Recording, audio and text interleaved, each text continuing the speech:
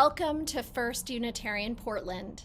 We are a spiritually alive, justice-centered, and inclusive community for all ages, and we're so glad that you are joining us on this special day.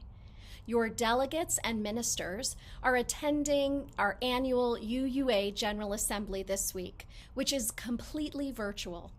In just a moment, we're excited to be able to join with Unitarian Universalists from all over the country by broadcasting the worship from the General Assembly, led by the Reverend Molly Housh Gordon, the minister from the UU Church of Columbia, Missouri. But before we do, we did want to share a few announcements with those of you watching from home and those of you who are joining us at the watch party here at church this morning. First, welcome to our newcomers. Our weekly welcome circle isn't happening today, but it will resume next week. Second, young adults will be meeting after the service in Buchanan, and Tea Time, our trans and non-binary group, will be meeting in Channing. Third, summer's slower pace is an opportunity for us to gather in community, have a little fun, and refresh our spirits. Danielle Garrett, who is serving as our summer minister, invites you to lean into our summer theme, rest, reflect, renew, with some low commitment, laid back offerings, which you can find out more about in an upcoming Front Steps weekly newsletter. Join one of those events that sparks your interest, or come to all of them. Bring new friends and come as you are. Flip-flops and hiking shorts are welcome. Finally, our regular in-person and online worship will resume in our main sanctuary next Sunday, June 30th at 10:15 a.m., which will be the start time for our worships throughout the summer.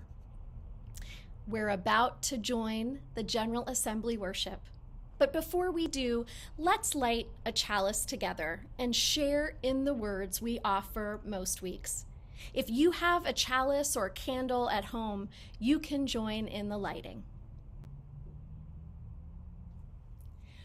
We are Unitarian Universalists.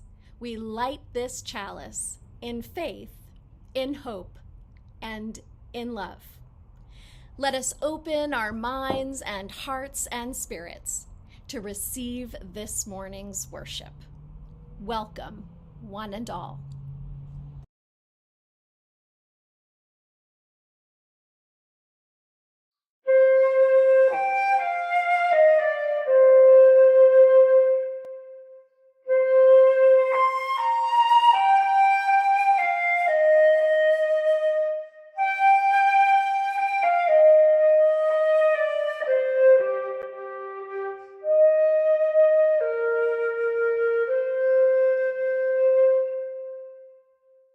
Greetings, UUs, and welcome to our 2024 General Assembly Sunday service during this, our first intentionally all-virtual General Assembly. It is a delight to be joining you on screen in your sanctuaries and homes, and it is a joy to be connected across every distance, linked from person to person and congregation to congregation. I am the Reverend Dr. Molly Housh Gordon, she, her, minister of the Unitarian Universalist Church of Columbia, Missouri, and I am so honored to lead you in worship this morning, along with a number of dear colleagues and congregants. I am a pale-skinned white woman in the very last months of her 30s, with red hair that is very long on one side and very short on the other. I'm wearing a dark teal blouse with a scalloped neckline and a stole with a dove on one side and rolling water on the other.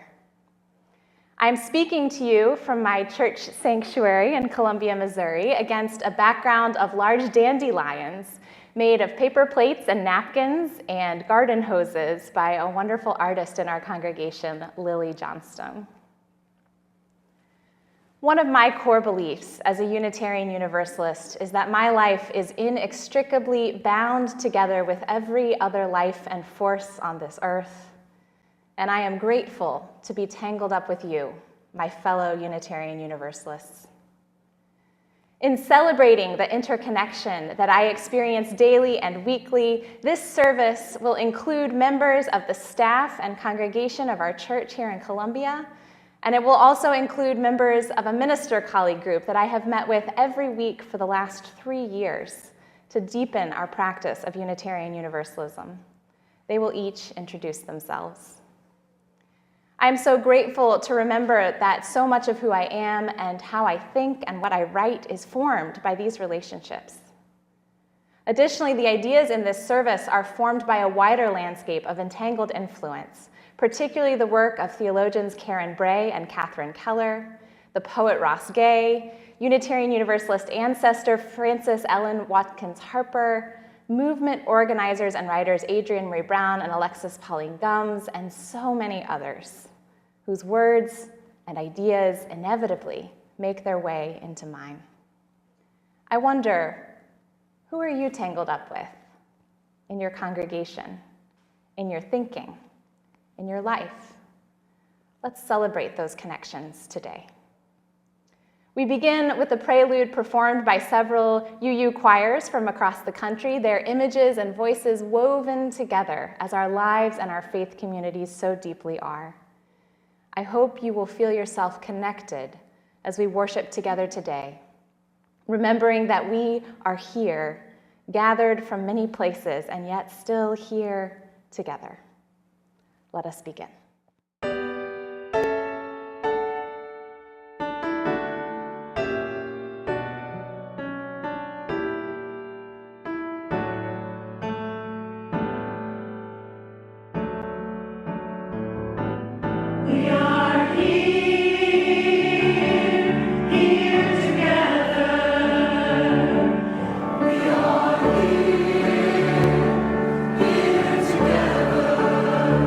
We are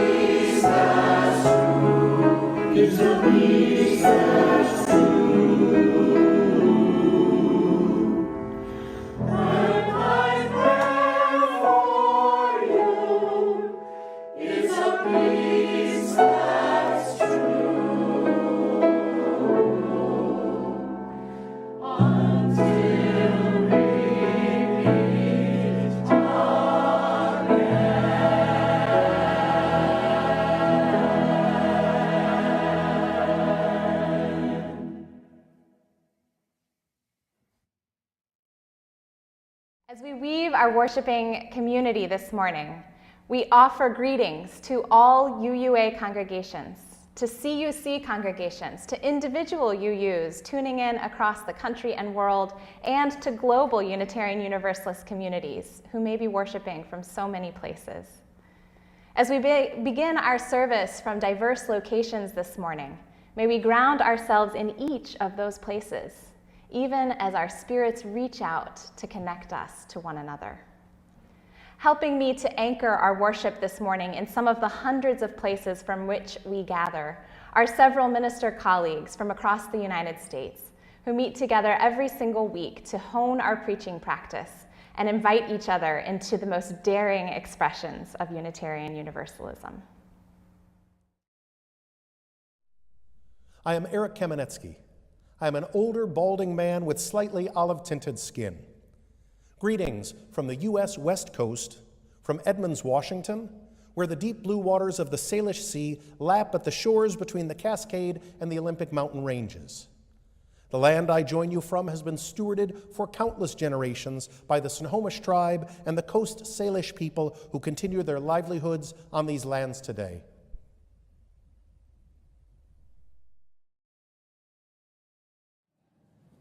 I'm Reverend Sarah Oglesby Dunnigan, a short, middle-aged woman with graying red hair and freckles, wearing glasses. Greetings from the United States Southwest, from Valley Unitarian Universalist in Chandler, Arizona, where the saguaros bloom amidst an array of bright-colored flowers and hummingbirds are joined by coyotes, scorpions, and javelinas, and a desert landscape that is both beautiful and dangerous, and full of surprises. The land I join you from has been stewarded for countless generations by the Hohokam, Akamil-O'Atham, Maricopa, Yavapai, Yaqui, and also the Gila River Indian Community, Salt River, Pima Maricopa Indian Community, and Tohono O'odham Nation. From Arizona, we share a wish of cool breezes, shady spots to rest, freedom to cross borders as needed, and enough water to you, our fellow Unitarian Universalists across the country and world.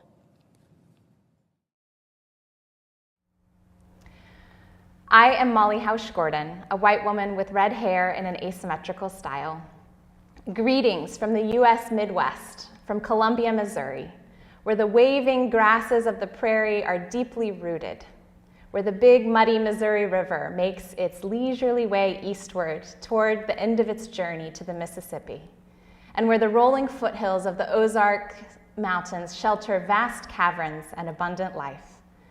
The land I join you from has been stewarded for countless generations by the Osage, Peoria, Kikapwa, Oceti-Sakowin, and Kaskaskia peoples. From Columbia, we share our wish of deep nourishment, wide perspective, and bodily autonomy to you, our fellow UUs across the country and world. I'm Sadie Lansdale, a tall white woman with brown hair pulled back in my church bun. Greetings from the United States South, from Greensboro, North Carolina, where the blooms are going wild, the produce is ripening on the vines, and the rivers and creeks that sweeten the earth are thick with life. The land I join you from has been stewarded for generations by the Chiraw, Catawba, Occaneechi, Sissipahaw, Kiowa, and Shakori people. From Greensboro, we share our wish of good food, good music, and rowdy celebration, heaven on earth for all people, to you, our fellow UUs across the country and the world.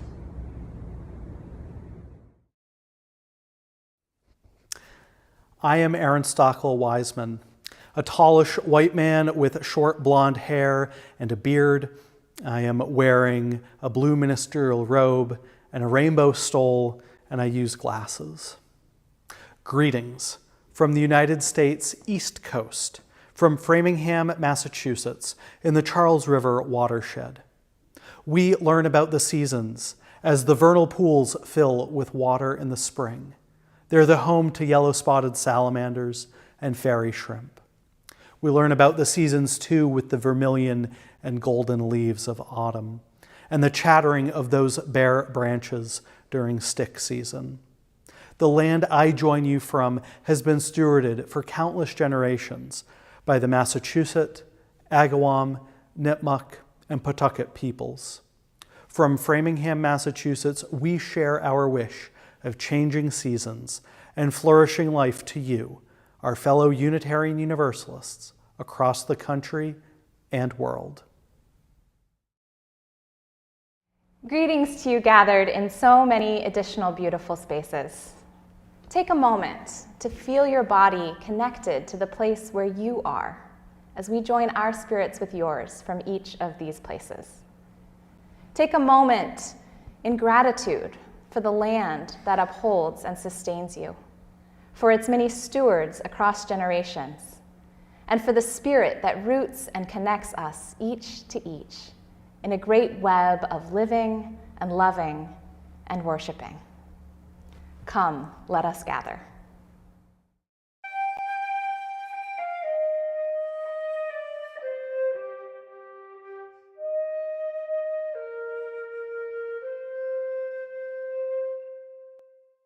I am Gretchen Mowney, a worship associate at the UU Church of Columbia. I am a white elder millennial in you, she, and they pronouns. I have short, blue-streaked brown hair, am wearing a black blazer over a blue and black abstract patterned blouse, am holding a blue blind cane, and I am joined by members of our congregation to light our chalice, the symbol of our faith in the cup of community that holds us tenderly, and the bright flame of spirit that connects us inextricably. Our chalice is made of hammered metal, with a round base, a platform holding a candle, and two circles arching their way around the flame. We invite you now to join us in lighting your chalice wherever you are, and to let the energy of these many connected flames power our faith with passion and warmth.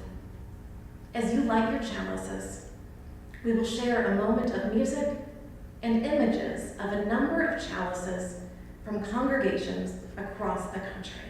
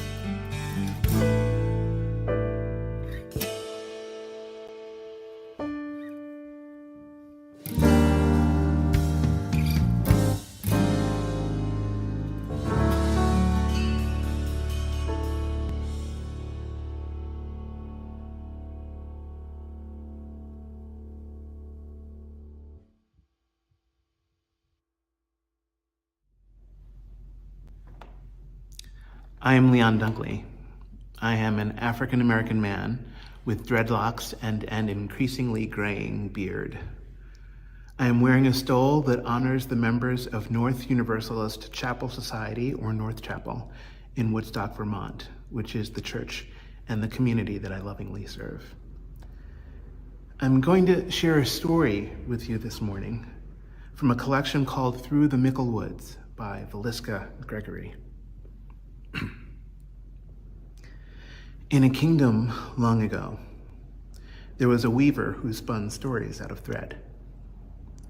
One day, an owl white as winter, perched in a nearby tree. I should like my story to be woven out of clouds, said the owl. As you wish, said the weaver. And the owl brought the woman strings of clouds round as pearls. But every time she tried to weave them in and out, they would dissolve quietly as dew upon the grass. The owl blinked his great eyes. Perhaps we should add some moonlight, he said, the kind that shimmers on water. As you wish, said the weaver. But though the owl brought baskets of jeweled moonbeams, worth more than the king's own crown, the story's cloth would not take shape. I do not understand, said the owl. I have chosen beautiful things for the weaving of my story. Ah, said the woman, but sometimes the cloth will pattern itself, whether we will or no. You must bring everything, things chosen and things not. And the owl flew over mountains and through valleys. He gathered jade, green as ginkgo leaves, and raspberries red as blood. He flew past villages that were peaceful and past countries ravaged by war. And when he returned with all of the things that he had found, the weaver smiled. These will do, she said. She took the things that the owl had brought, the threads of sunlight fine as silk and cobwebs gray as skulls, and wove them together into a cloth. And when the owl pulled his story around him, it was so full of woe and gladness, so beautiful and strong, that when he stretched out his new-made wings, the people thought he was an angel hovering over the breathless sky.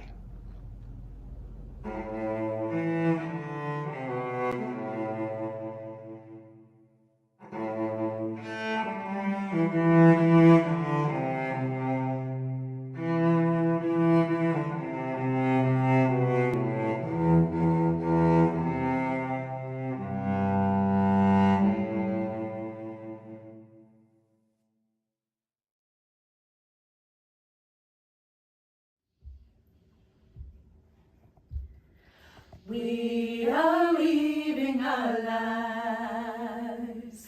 We are weaving our hearts and our minds.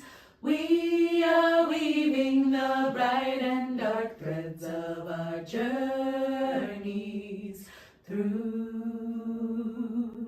We are weaving our lives. We are weaving our lives.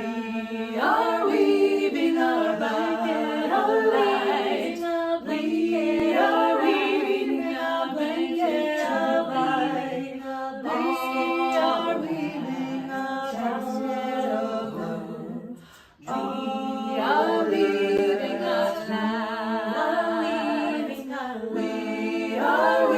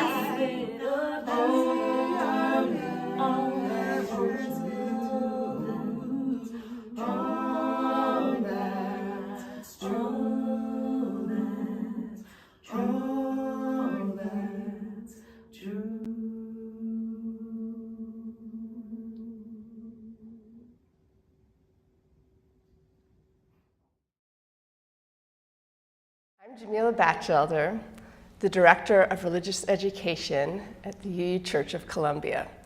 I'm a 46-year-old white woman with lots of wavy dark blonde hair, and I am wearing a Art Nouveau print wrap dress in shades of turquoise, aqua, black, and gray. My name is Violet Vonnerhaar. I'm the Director of Music Ministry here at the UU Church of Columbia. I'm a 30-something white woman with short, blondish, brownish hair, wearing gold glasses, and also got an Art Nouveau style handkerchief I'm wearing with a white shirt.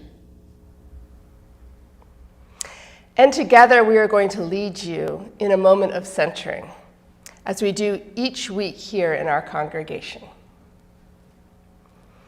I'd like to invite you to find a comfortable position for your body. Feel your contact with the seat or with the ground. And take a moment to bring your attention to the steady rhythm of your breath, in and out, for a moment finding your center.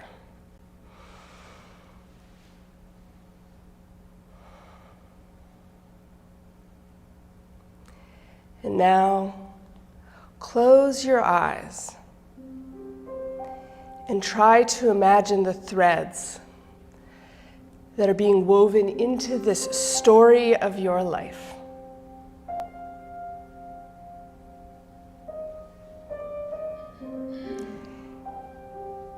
Each experience, each feeling, each love and sorrow, its own thread.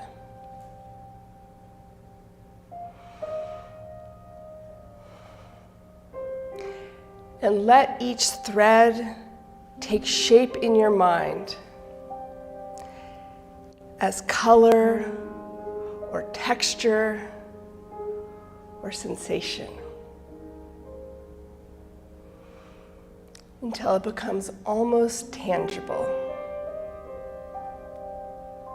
to where you could almost hold it in your hands, delicately between your fingers. With all your tenderness, can you begin to weave it all in? Twining green shoots of new discovery. Heavy, drab threads of despair.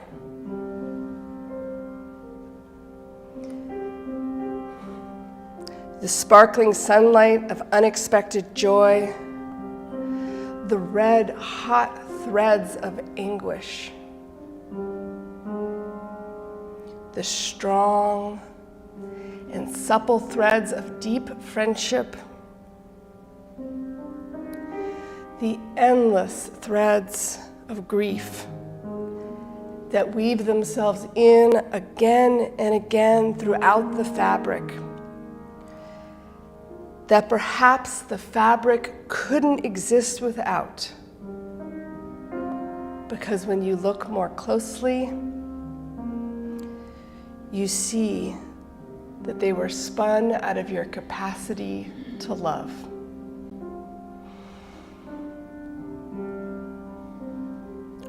What is weaving itself into your story? What makes the fabric strong? What makes it vibrant? What gives it poignancy?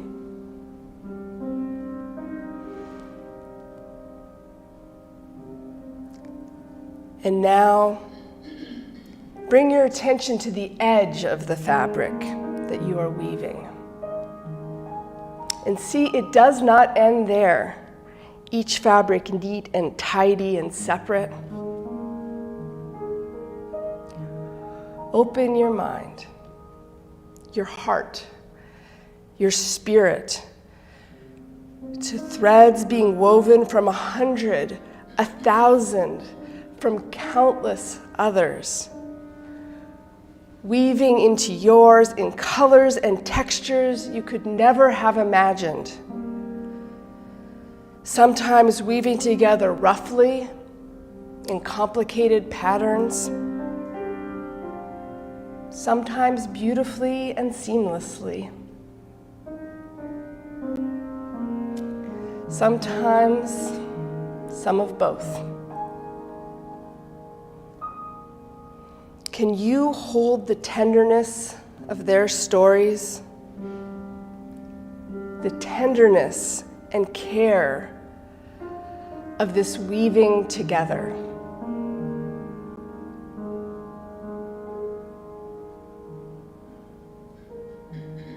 Can you sit here silently a moment longer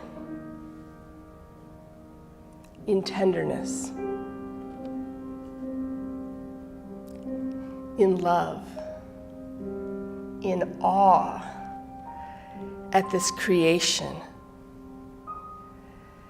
at all that has been woven?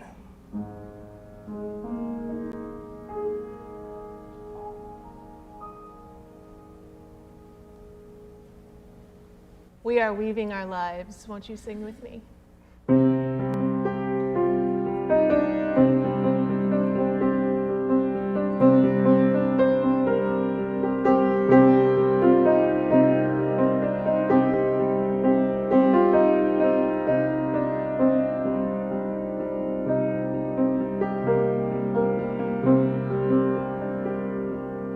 We are weaving our lives.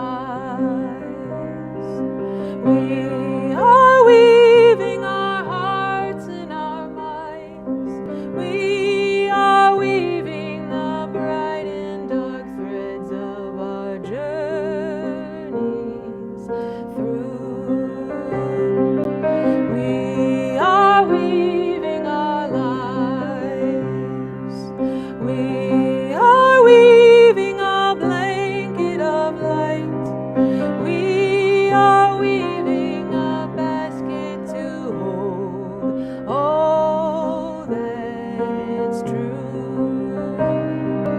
We are weaving our lives. We are weaving our hearts and our minds. We are weaving the bright and dark threads of our journeys through. We are weaving our lives. We are weaving a blanket of light. We are weaving a basket to hold all that's true.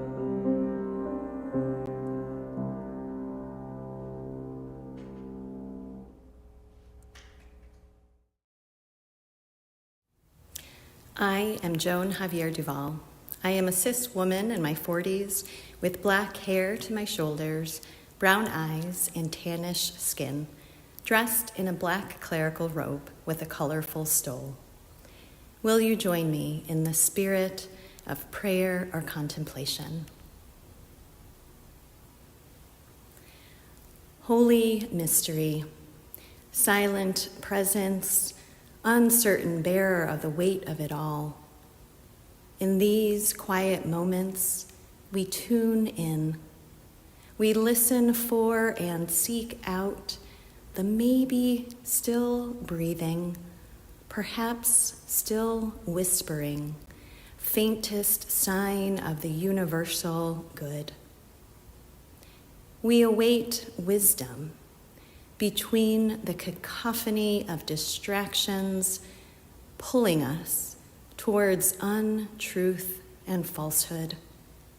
We await relief amidst the shrill cries of desperation, of we've had enough, of when will they stop killing my people, of how much more will the waters rise?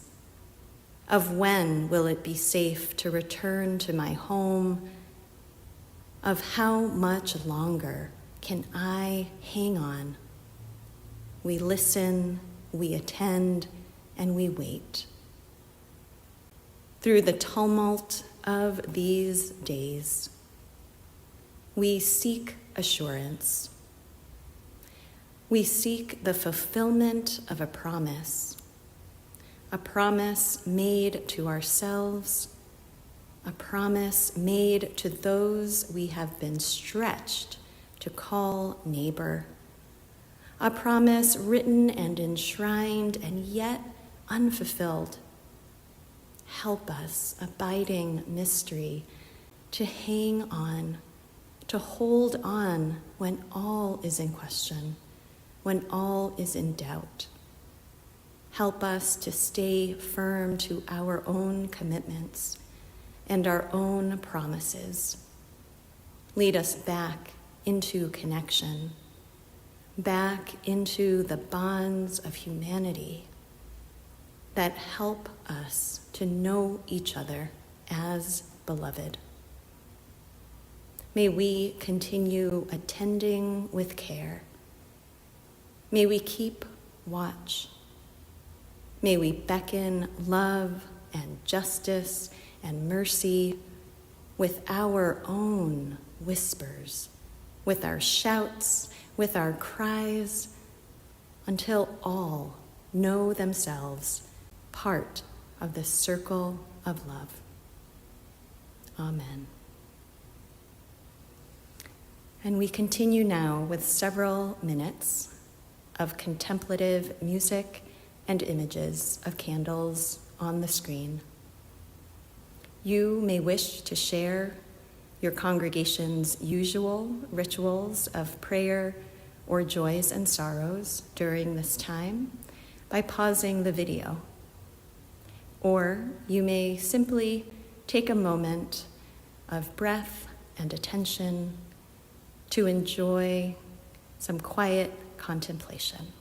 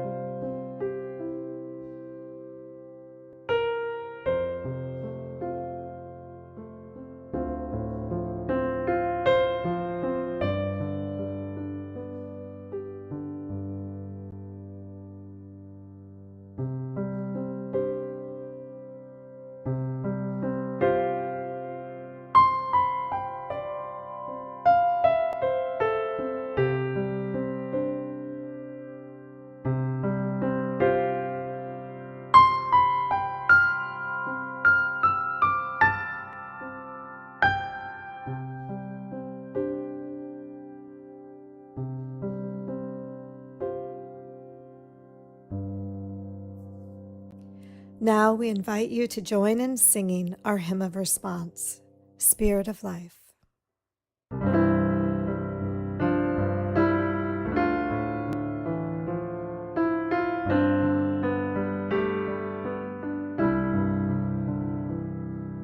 Spirit of life, come unto me. Sing in my heart all the stirrings of compassion. Blow in the wind, rise in the sea, move in the hand, giving light the shape of justice. Moves on with us, wings set me free. Spirit of life, come to me, come to me.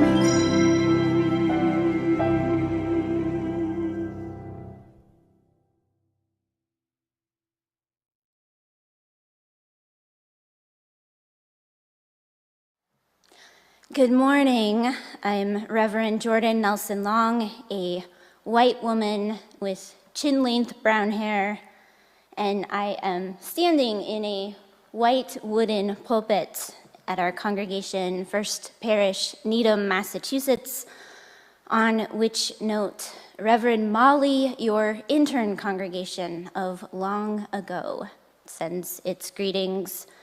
We are indeed held by threads woven fine. Our reading this morning is by the poet Jean Lohman, Shaking the Tree. Vine and branch, we're connected in this world of sound and echo, figure and shadow, the leaves contingent, roots pushing against earth. An apple belongs to itself, to stem and tree, to air that claims it, then ground. Connections balance. Each motion changes another. Precarious, hanging together. We don't know what our lives support. And we touch in the least shift of breathing. Each holy thing is borrowed. Everything depends.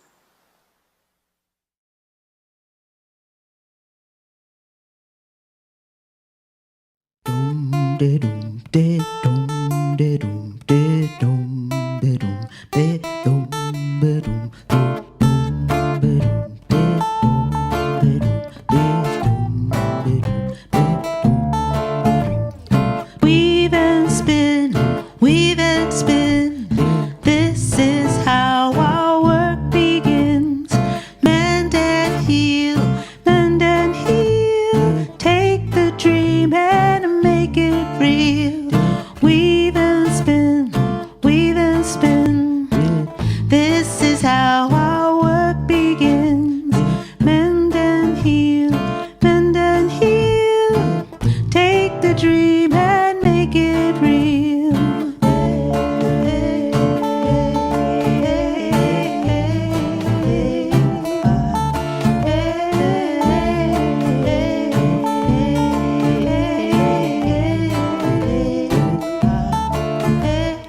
Weave and spin, weave and spin. This is how our work begins. Mend and heal, mend and heal. Take the dream and make it real. Strand by strand.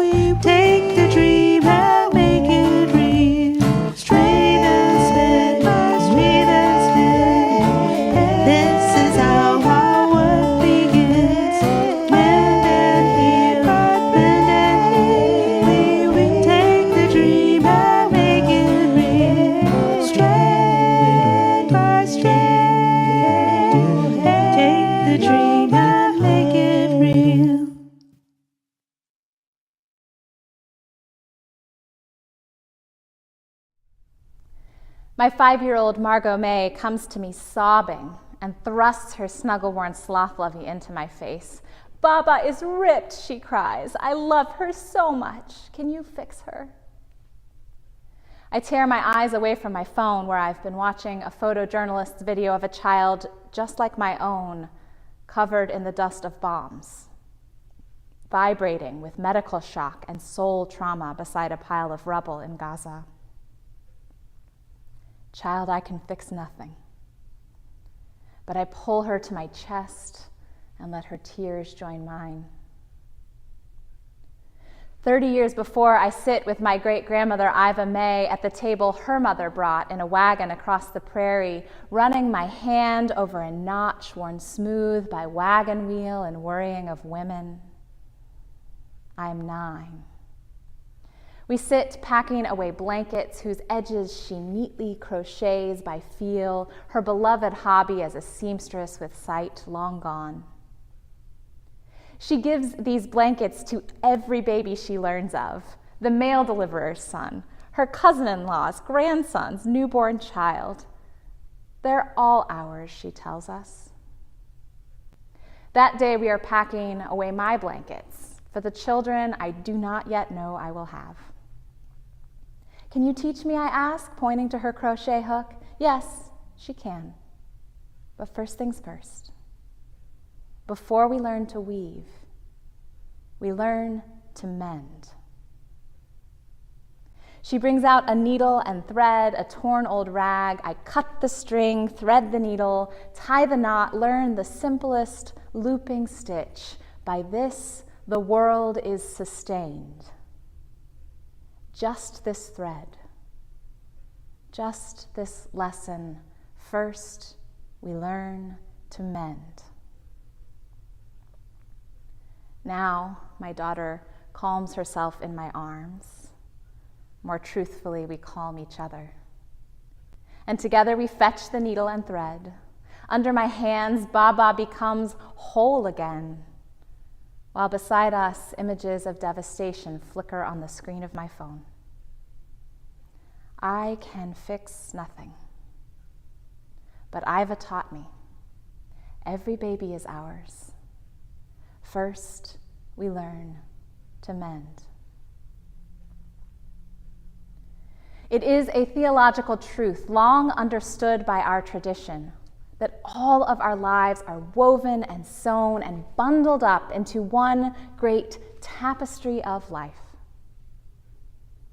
It is a terrible truth of this moment that the weaving is torn and frayed and sliced, sometimes by our very own hands. And I'm not certain that we have learned well to mend. Friends, I want to speak to you today of the web of life, an existential fact about which we Unitarian Universalists love to sing and rhapsodize and sometimes joke.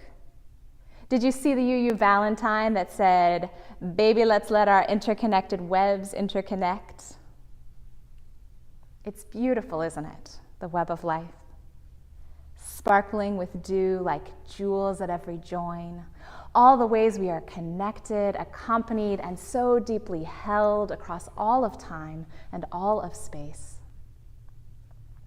The depth of our interdependence means that you are in the dancer showing something true about love in the shape of her arm, and in the painting glowing with impossibly captured light. It means there is something of you in the way a rose unfurls, something of you in the engineers that found a way to reach the stars, and something of you in the stars. All of life is woven thick, and that means we are each reflected in poetry and in prayer, in science and in every silence. We are echoed in the ocean waves and found in the deep. How beautiful. You could almost forget, couldn't you, that a spider's web is also the tool of a predator, that a web is sure death for the fly. Our connections are sticky, and sometimes they are terrible. We are in the rot as much as the roses. And there is something of us in the avarice of the billionaire who hoards 10 lifetimes of security while everyone else teeters at the brink of disaster. And we are not separate from the old boy sneering with racist slurs and a powerful need to be better, to make others less, or from the casual, vast cruelty of the truly powerful. We are not separate. And for me, there is this. My great-grandmother, Iva May, who crocheted countless soft blankets to hold new life, she also upholstered the plane that destroyed Hiroshima. How do I hold both of those things so tenderly? Our connection is a soothing balm, but it is also in those bombs. Every baby is ours, and so is every harm. The tapestry of our lives is thick, woven, warp and weft of love and pain. It is beautiful and it is awful. Our interdependence is sustaining and threatening. And God, sometimes I wish it was just one or the other. Our whole culture is set up to tell us it's only ever one or the other. My survival brain would really like it to just be one or the other so I would know how to act. All of us sometimes behave like it's only one or the other, like we're all saved or all damned, all good or all bad. Like we could cut away the harm and have only the love. I know I've wished it for my family tree, to trim off the branches of shame and only let the good stuff remain, perfectly formed, all blessed, holy, uncorrupted. I've wished it. And how could I not? It's in our faith to pursue that moral perfection. Our great-grand forefather, William Ellery Channing, told us that we could, that we should grow in likeness to God. Really, that was the Unitarian good news, that we could grow in likeness to God, could become less messy, more divine, leave bad behind for good, make our way up the shining hill, no mistakes. But hills keep rolling on, high to low, and messing up is how we grow, and growing never ends. And no matter the language you use for the ultimate, perhaps you've been left with just that likeness, just that purity, just that choice, perfection or damnation. And are you just exhausted from the climb? Because maybe you're afraid that they're onto you. Your congregation, your friends, your colleagues, or your people, that they know you haven't got it all right yet. That there's still some greed in you, or some confusion and lots of fear. Maybe you're afraid that you haven't got it all right yet, and that makes you all wrong. And maybe you've even tried to slice yourself out of the web sometimes, because nobody told you that you could just keep growing, because nobody ever taught you how to mend. And even when we do feel like we're getting it mostly right,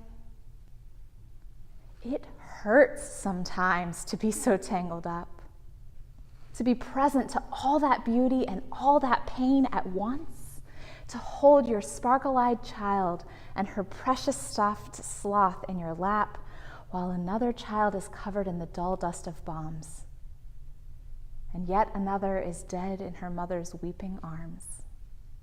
It aches to be so tangled up. No wonder the weaving is frayed. No wonder it is sometimes torn. It aches to be so tangled up, and it is dangerous sometimes. When everything depends, one misfortune can send it all tumbling to disaster.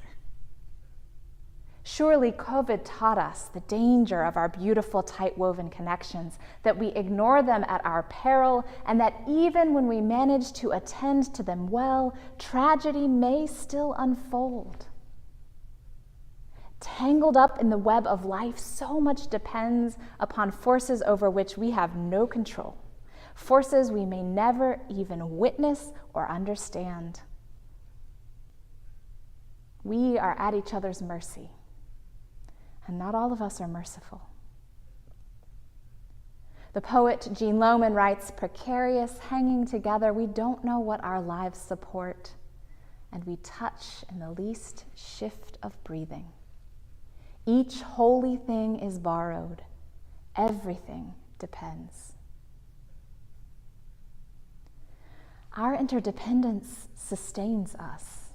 And because it sustains us, it also makes us so vulnerable to one another. There is no outright safety to be had in the web of life. There never was. It is dangerous to be so tangled up, and it aches. No wonder the weaving is frayed. No wonder it is sometimes torn. And the call of our faith is to respond to these tangled realities all at once. The sustenance and the danger, the holding and the teetering, the beauty and the pain. We really don't like to feel that second part. Sometimes we try to slash and hack away at the web to avoid that second part. Maybe if we could just cut ourselves away from that interdependence, we could be safe. Maybe alone on our own, it wouldn't ache. If I don't rely on you, I could be sure I was okay. And if I leave first, they can't kick me out. And if I distance myself from your mistakes, I won't get kicked out too. And I'll never have to reckon with the shame of things I used to do before I knew. So slash and hack and tug away. And the power hoarders and the supremacy systems and the forces of empire, well, they are standing by, sharpening their knives.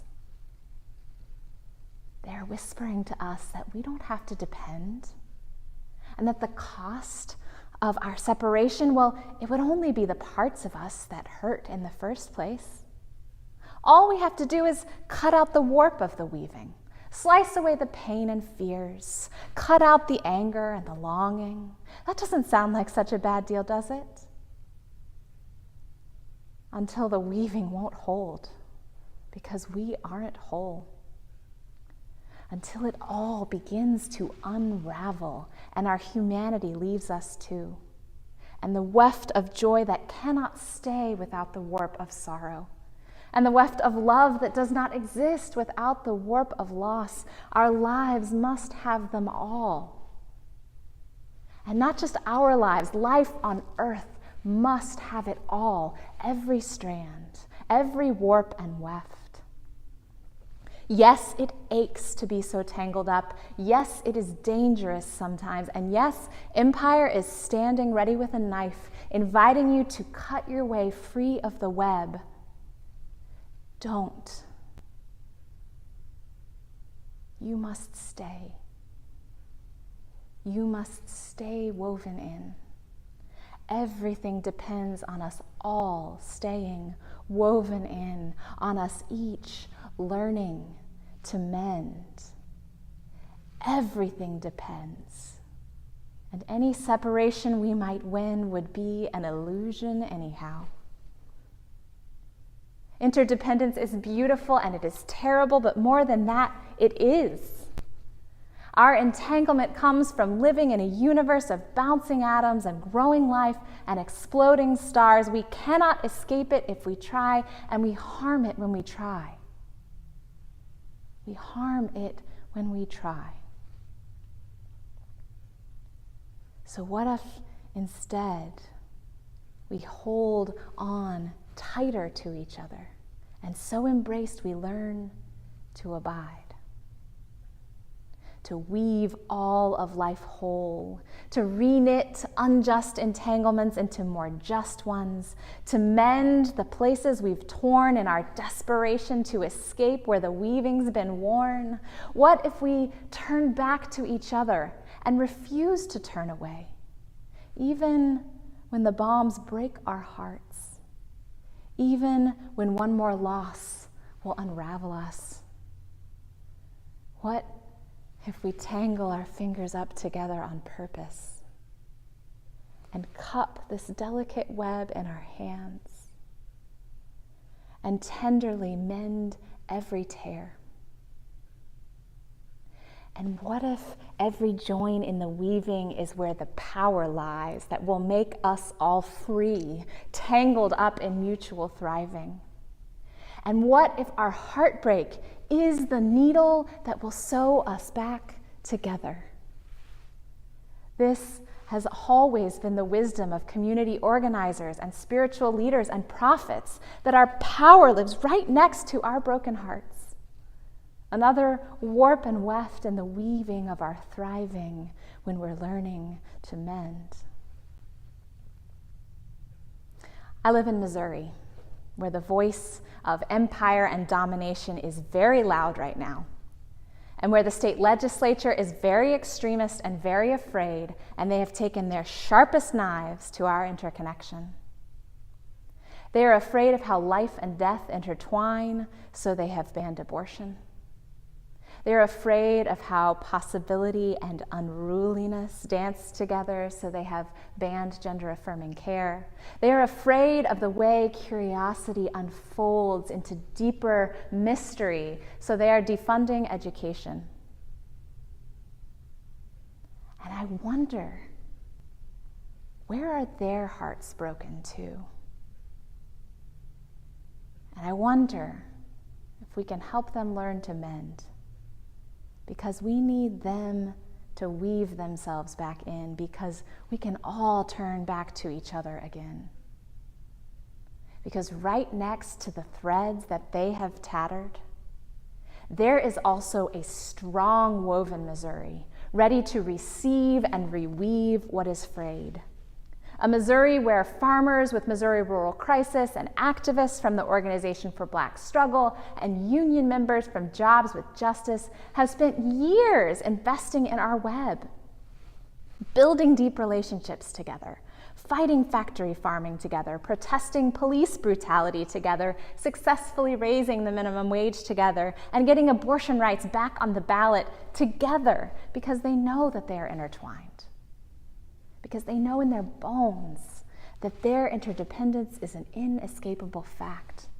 Because they would not leave this web even if they could, because even though it aches and even though it is dangerous sometimes, it is so sustaining and so beautiful. In this Missouri, we live in a vast and shining web of organizing relationships where we stay connected, where we prize our interdependence, where we turn toward each other, where we mend what we tear. And yes, we are heartbroken together. And there we find our power. I hope you have a web like that too, in your community, in your congregation, in your beautiful family of choice. I hope you are weaving a beautiful web like that, where we already know that love and loss are intertwined. And because we've accepted that tender truth, the power of our care cannot be stopped. And this too is the promise of our faith, that when we accept the tender truth of our aching, dangerous, sustaining connection, the power of our care cannot be stopped. You know the whole woven web, joy and sorrow, hope and despair, and at our best we are rooted in it, and we are sustained by it, and there is nothing woven that we need to fear, because we are learning to mend. because we are willing to cry and rage together and dance and rejoice together. And with the strong threaded needle of our heartbreak and our care, we are present to all of it together. And that is where our power lies. In depending on each other and knowing we depend on each other and being unafraid to depend on each other because it's all woven so tight, because everything depends. I am sitting with my daughter, mending her snuggle-worn sloth and stitching myself in with the children of Gaza. I am sitting with my ancestor learning to sew and stitching myself in with the victims of that bomb. I am sitting here with you, deep in the web.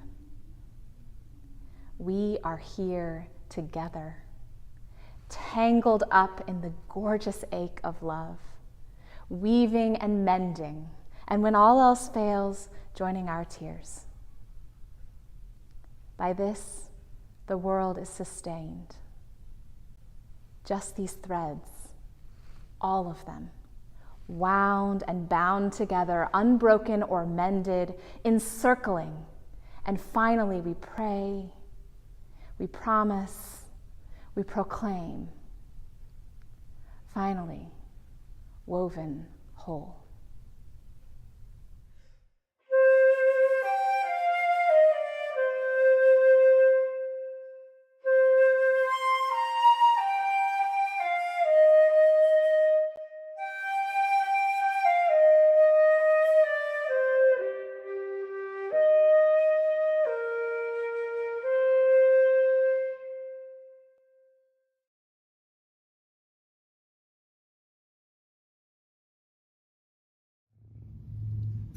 We weave, we mend, and we keep the circle whole together.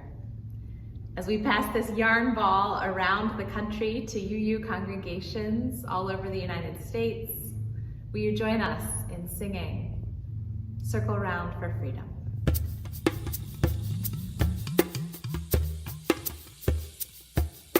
Circle round for freedom. Circle round for peace. For all of us in prison. Circle for release. Circle round for freedom. Circle round for peace. For all of us in prison. Circle for release. Circle for the planet. Circle for each soul. For the children of our children. Keep the circle whole. Circle round for freedom.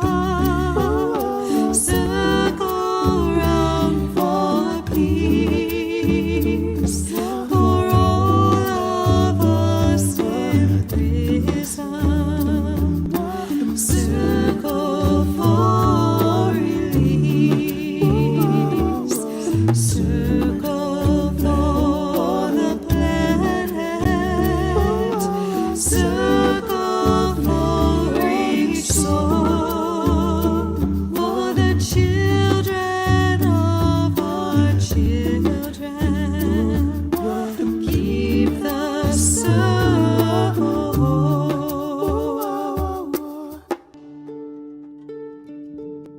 Circle round for freedom. Circle round for peace. For all of us in prison. Circle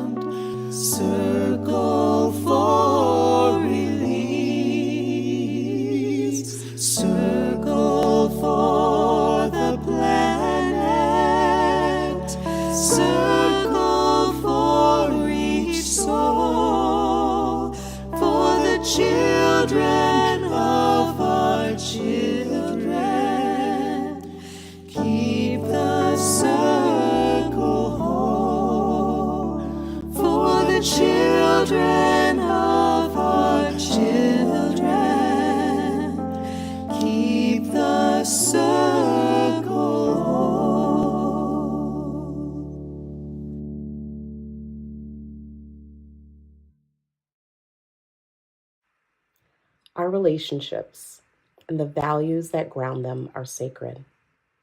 And just as they are the thread that weave our covenantal community, our web of interconnectivity is what holds the strength and possibility in our justice organizing work. Side with Love holds the public justice work of the Unitarian Universalist Association, bringing our values to life through mobilizing leaders within our congregations and beyond. And in these times, where threats to democracy and liberty devastate our communities, our families, and our individual lives, we are fortified by the truth that throughout history, people, Unitarian Universalists, rise to meet the moment, to side with love and struggle towards the highest aspirations of our faith, to reject the disposability of any human being and proclaim all are worthy of love and belonging, and to make it so through our actions.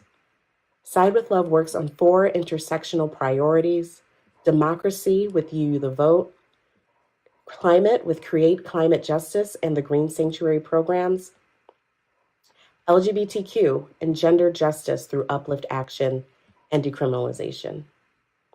In 2024, we are rising to the challenges that we are facing in our world today. Launching the first ever faith-wide climate revival that will break down silos and springboard hundreds of congregations to usher in a new era, moving beyond extraction and into a wider climate justice movement. Supporting congregations with tools and trainings to equip us to take courageous and impactful action. We're building response networks across the country for trans people, students, and many folks targeted by state violence and legislative attacks. Side with Love calls on us to show up, to be bold, and to be a part of a moral majority that knows another world is possible. And we are taking action right now towards that future, especially in this consequential year with You, the Vote 2024. You, the Vote is anchored in the promise of democracy, to build an inclusive and accountable democracy that works for the many, not the few. It is grounded in the process of democracy that demands that we combat voter suppression, safeguard our elections by volunteering as poll workers, to protect abortion rights, and to show up to make sure every vote is counted. Our trainings equip us to be communities of action and care for the urgent work that will remain in the days and the years following the election. You, the Vote is anchored in the people, all of the people who power our democracy, at the polls, on the steps of the Supreme Court, in the halls of our legislatures, and in the streets.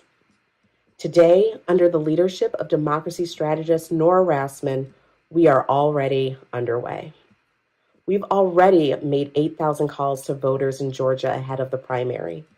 We mobilized congregations to action in Orlando, Sarasota, and Palm Beach to cross the finish line and add to the nearly 1 million petitions that got abortion protection on the ballot.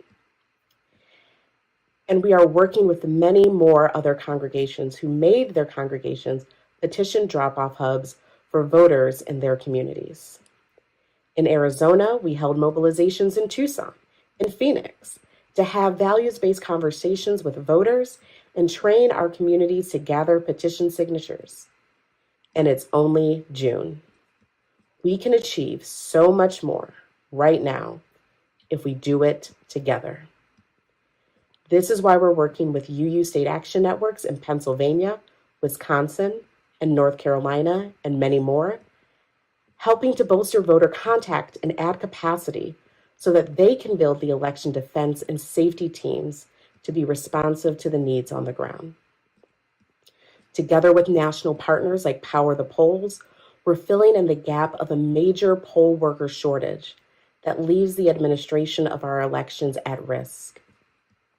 We are rising to the challenge of frontline partners who have asked for Unitarian Universalists to be bold and vocal in our support of abortion rights and trans rights, and to grow a strong interfaith movement that contests theologies of domination, that seek to control the lives, bodies, and futures of BIPOC, trans, disabled, and many other targeted communities. Side with Love is proud to organize thousands of Unitarian Universalists every year. And today, I am asking for your support to make this work possible. Your gift today will be used to fund the programs that mobilize Unitarian Universalists across the country to take urgent action that meets the moment with faithful courage and prophetic determination. Love calls us to embody the highest aspirations of our faith and harness our power by acting boldly and committing to the work today and for the long haul. And I'm excited and grateful to share that all contributions you make will be matched up to $50,000. Thank you to all who made this possible. Thank you to all for your support, your work, and your generosity. Select Donate in the GA mobile app, use the QR code on the screen, donate online, or text SWL to 91999.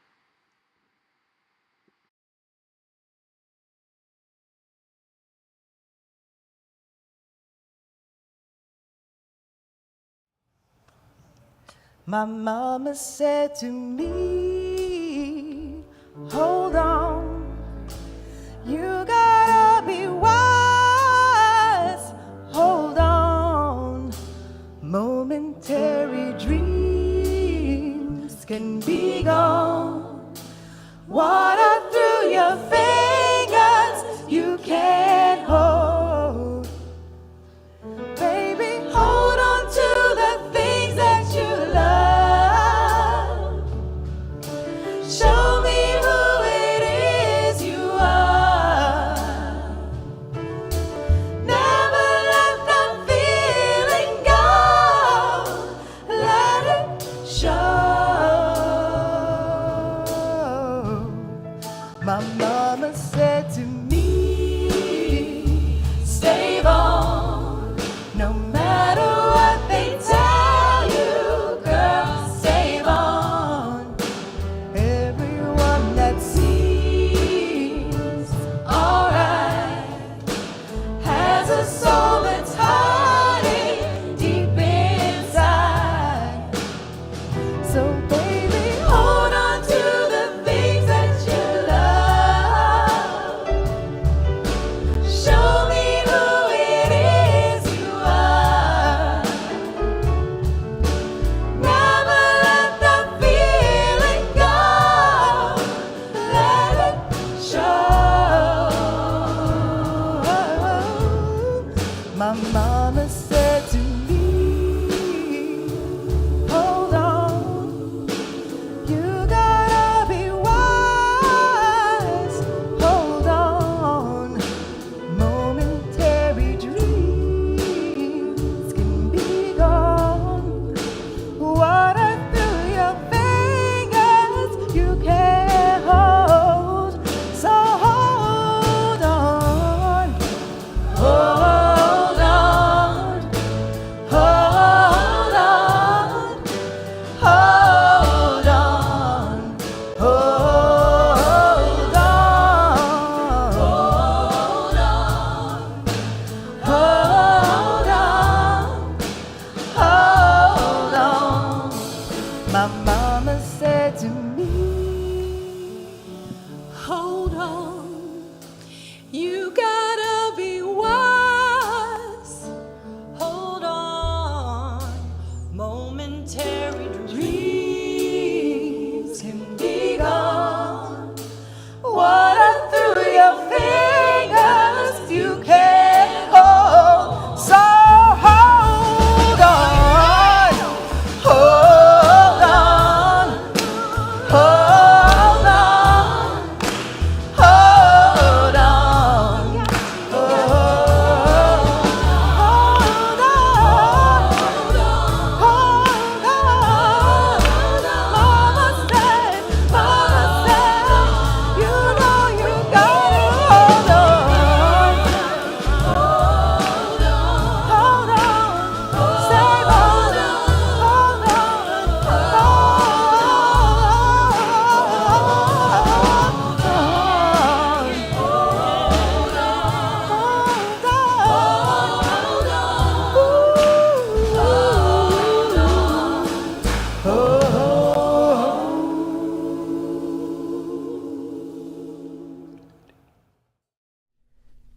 By this, the world is sustained. Just these threads, all of them, all of us, woven together, learning to mend, keeping the circle whole. Go in blessing, UUs, and be a blessing to a world that needs our care.